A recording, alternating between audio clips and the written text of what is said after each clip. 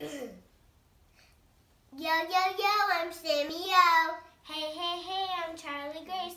And we are Super Sisters Story Time. Why didn't you have your cards ready? Oh, yeah.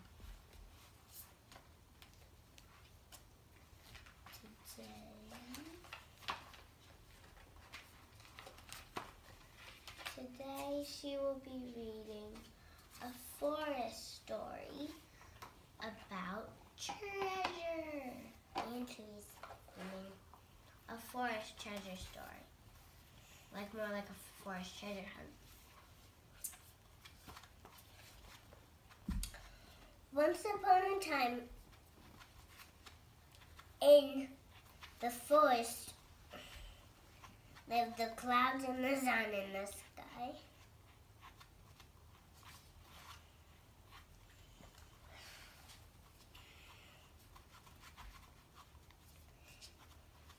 There was chocolate coins, and Chicken was trying to find all of them, so Squirrel couldn't take all of them. Then Chicken found as many as she could, but then she came back and found more and more.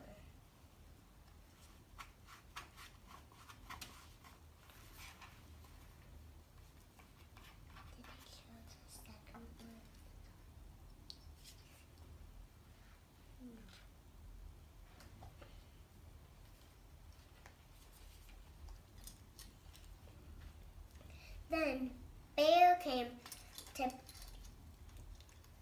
Pigs in Chicken's house, and they closed the door for Chicken and saw that he wasn't home.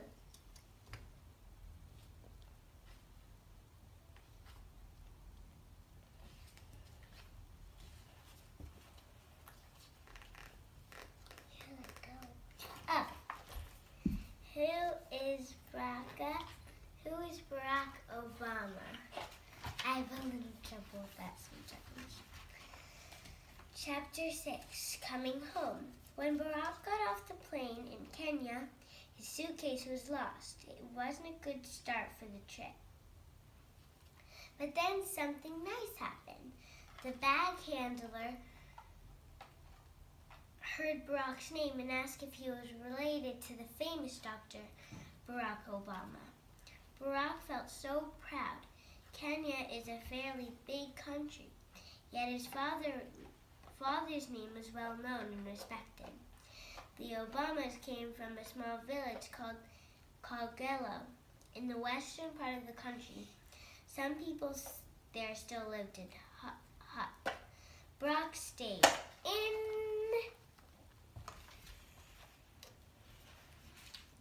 the apartment of one of his half-sisters. Her name was Anna. Outside in her yard, monkeys played. But they weren't like pets, like Tata. These monkeys were free. Kenya was not like any place Barack had ever seen. In parks, at the marketplace, and in stores, most people were black. Yes, he'd seen some white people, but only in a small number. At last, Barack did not feel like an outsider. When he first met one of his aunts, she said, "Welcome home." It does look like a really nice place to be welcome home. There was a party for Barack. He met more relatives over the years. Barack's father had 4 wives, so there were lots of relatives. It turned out that his half-brother, Bernard, was as crazy about basketball as Barack was. Barack met his grandmother. She told him stories about his father that Barack's mother had no way of knowing. Granny described his father as a child, smart, restless, and eager to make the most of his life. In her backyard were the graves of both his father and grandfather. When Barack kneeled down to pay his respects, he cried. There are good kinds of crying and bad kinds of crying. This was the good kind.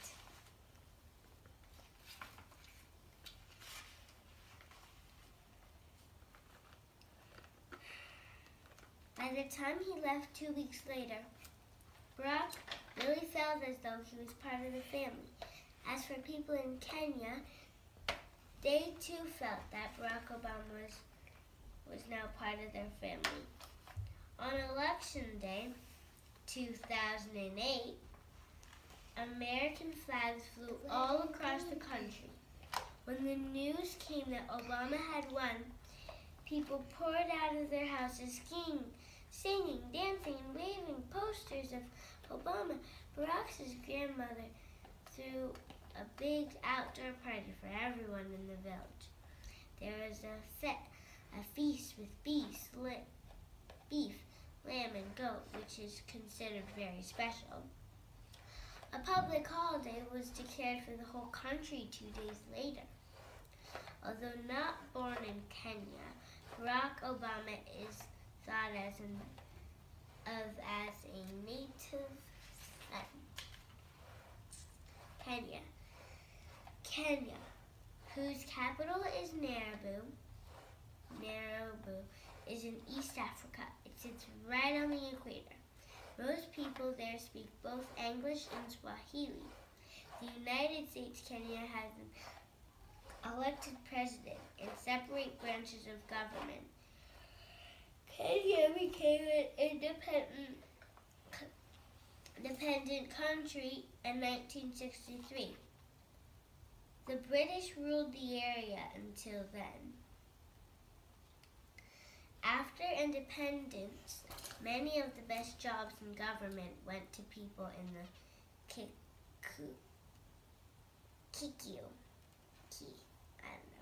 tribes, the largest tribe in Kenya. The Obamas were from the Luo tribe. Barack's father spoke out, saying the best jobs should go to the best people, no matter what tribe they were from.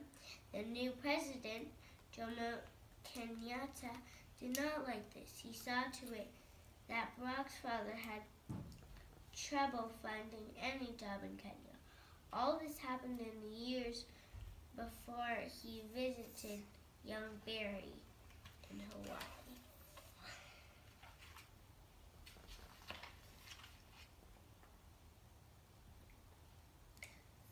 Chapter 7, and we'll see you next time on Super Sister Story Time. So have a good night and have lots of rest for the new day of school and a new week. New day. Bye. Bye. See you next time on my next